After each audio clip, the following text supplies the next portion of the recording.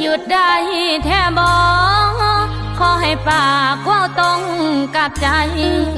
หลายครั้งที่อายเฮ็ดใส่น้ำตาน้องไหลมาหลายปี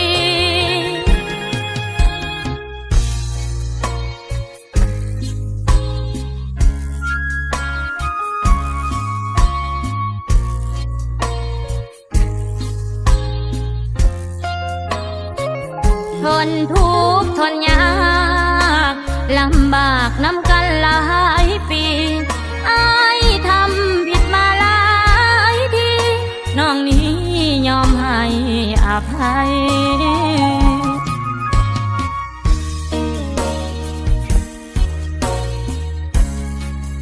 อายุใดน้องนี้ขอเอิ้นพ่อยอดสายหนึ่งในดวงใจ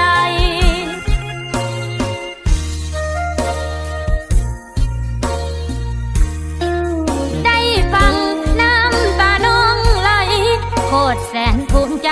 เมื่อได้ฟังคำนี้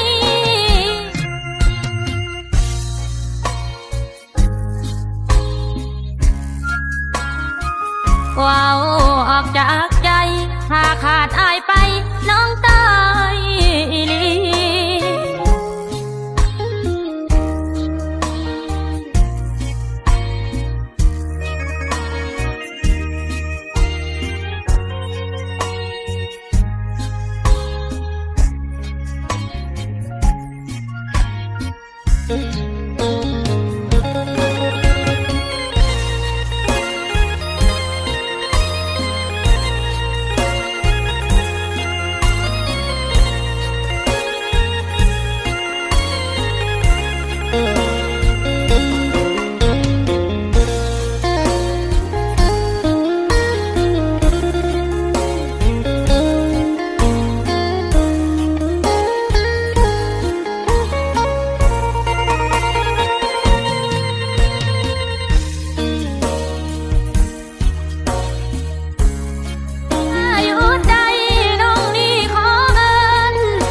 ยอดสายหนึ่งในดว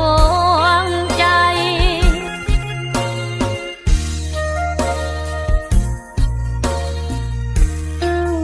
ได้ฟังน้ำตาน้องไหลโคตรแสนภูมิใจเมื่อได้ฟังคำนี้